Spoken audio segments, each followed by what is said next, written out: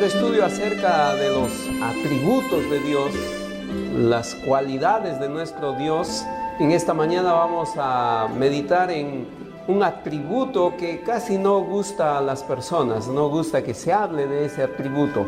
Se habla muy poco del atributo que a continuación vamos a estudiar. Hemos visto el amor de Dios, la fidelidad, hemos visto la gracia de Dios, hemos visto que Él es omnipotente, omnipresente, hemos visto atributos de nuestro Dios. Pero el atributo de hoy día, hermanos, es un atributo muy especial. Se llama alguien dedujo de Nahum, la ira de Dios. La ira de Dios. Es un atributo de Dios. No es una situación, no es una expresión de las circunstancias del momento, de un carácter no controlado, sino que la ira es un atributo de Dios, le pertenece a Él, es parte de su ser. En la palabra de Dios, hermanos, la ira de Dios es un tema amplio. Por ejemplo, existen más versículos sobre la ira de Dios que sobre el amor de Dios. Existen más versículos sobre la ira de Dios que sobre la gracia de Dios. En la Biblia se encuentra 600 versículos que hablan directamente de la ira de Dios. Y existen muchos otros versículos que hacen referencia a la ira de Dios. Entonces, hacer un estudio de la ira de Dios es un estudio amplio y estamos tratando de resumirlo en 40 minutos de estudio bíblico. Se debe entender que la ira de Dios es un tema muy enseñado por la palabra de Dios. Y al ser muy enseñado justamente es porque el ser humano necesita comprender bien la ira de Dios. Como no comprendemos la ira de Dios, es que las personas prejuzgan a Dios. Y muchas personas se esconden bajo aquel pensamiento: Dios es amor, es imposible que Él castigue a las personas. Entonces, bajo ese pensamiento evitan tocar el tema sobre la ira de Dios. Pero en esta mañana, hermanos, vamos a entender que Dios sí tiene ira. A diferencia del hombre, la ira de Dios es santa. Por eso existe aquel versículo que dice: la ira del hombre no obra la justicia de Dios. Porque solo el hombre puede desviar sus caminos. En cambio, Dios es perfecto en sus caminos y su ira sigue siendo santa. Vamos a ver entonces, hermanos, la ira de nuestro Dios. En el libro de Nahum encontramos al profeta, un predicador que fue enviado por Dios ¿a qué pueblo? Nínive. Pero si ustedes recuerdan, Nínive fue un pueblo donde predicó ¿quién? Un famoso predicador, Jonás. Cuando Jonás predicó, cuando Jonás habló de las cosas de Dios a Nínive, ¿qué hizo Nínive? Se arrepintió. Y cuando Nínive se arrepintió de sus pecados, desde el más pequeño hasta el más grande, todo el pueblo se arrepintió, sobreabundó la gracia de Dios y el pueblo fue perdonado de su destino de destrucción. Pero pasando unos años, pasando un grupo de años, los de Nínive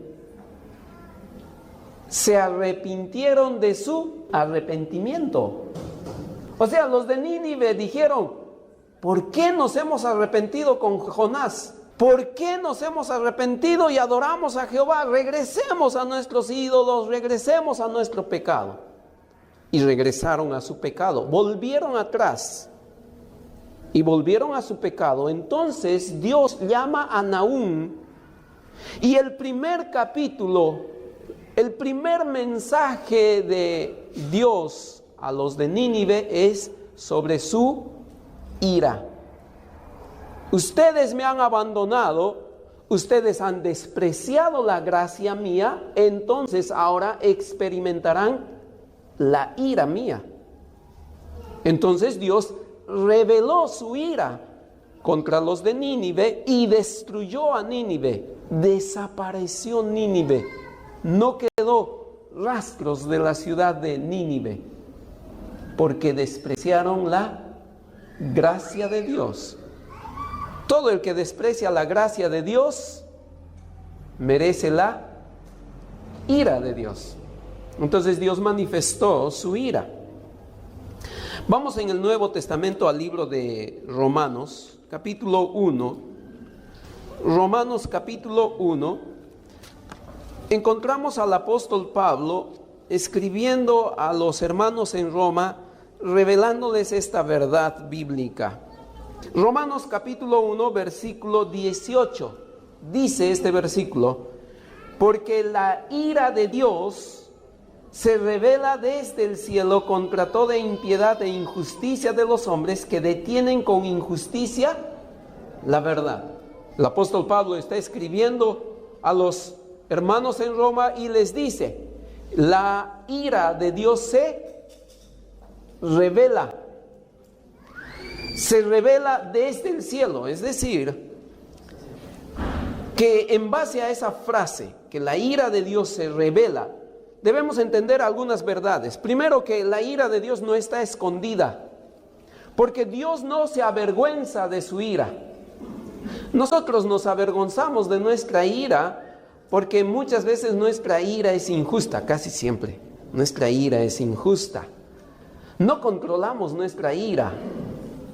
Nuestra ira sale hasta por nuestros poros, destruyendo a todo aquel que está alrededor nuestro. Por ejemplo, cometen una injusticia en mi trabajo y llego a casa echando chispas. La esposa ve la escena y ahí mismo se recluye, retiene sus palabras, se mantiene al margen, porque sabe que si digo algo explota contra mí. Los hijos ven llegar al papá molesto, ya saben que algo pasó en el trabajo, mejor no digo nada. ¿Qué tiene que ver la esposa, los hijos? No sé, pero así es. Nuestra ira es desbordante y hace daño. En cambio, la ira de Dios no. Dios es perfecto y no tiene temor de manifestar su ira, de decir estoy airado. Así es nuestro Dios, se revela. ¿Cuántas veces has estado molesto en casa, discutiendo con tu esposa y a veces acaloradamente levantando la voz, una discusión única, y estás con el ceño fruncido, la cara roja, los nervios bien tensos y suena el teléfono? ¿Aló? Buenos días. Controlamos la ira para otros porque nos da vergüenza que sepan que estoy molesto. Claro, porque mi ira hace daño. Pero la de Dios no. Dios es libre en decir: yo tengo ira. Tengo ira. Dios no se avergüenza de su ira. En el libro de Deuteronomio, capítulo 32, versículos 39 al 41. Deuteronomio 32, 39 al 41 dice: ved ahora que yo soy, y no hay dioses conmigo. Yo hago morir y yo hago vivir. Yo hiero y yo sano, y no hay quien pueda librar de mi mano. Porque yo alzaré a los cielos mi mano y diré: vivo yo para siempre. Si afilare mi reluciente espada y echare mano del juicio, yo tomaré venganza de mis enemigos y daré la retribución a los que me aborrecen. Miren, hermanos, qué revelación de Dios hacia el pueblo de Israel. Él se revela, Él les dice: yo soy Jehová, yo hago esto, yo hago venganza, yo mato, yo destruyo. Dios se revela y les dice quién es Él. Por eso es que en el libro de Romanos, Pablo hace recordar al pueblo y les dice, porque la ira de Dios se revela desde el cielo. Es que nuestro Dios es un Dios de ira. Es el complemento de la santidad. La ira, hermanos, la ira es el complemento de la santidad. Sin la ira, la santidad se mancha. Sin la ira de Dios, la santidad no sirve. Es la expresión de su santidad. Entonces, Dios no tiene vergüenza de decir que Él tiene ira contra el pecado. ¿Qué pasaría si Dios no tuviese ira? Si Dios no tuviese ira, pues se le acusaría a Dios de una falta moral. La falta de ira es un pecado contra la moral. Ese detalle es un poquito complicado de entender, pero quiero mostrarles este versículo. Una vez más, Romanos 1:18. Dice el versículo, porque la ira de Dios se revela desde el cielo contra toda impiedad e injusticia.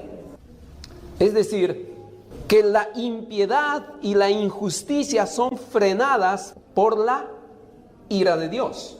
Si no existiese la ira de Dios, la impiedad y la injusticia abundaría. Abundaría. Es la ira de Dios lo que detiene ese pecado. En el libro de los Salmos, capítulo 7, verso 11, Salmos 7:11 dice, Dios es juez justo y Dios está airado contra el impío todos los días.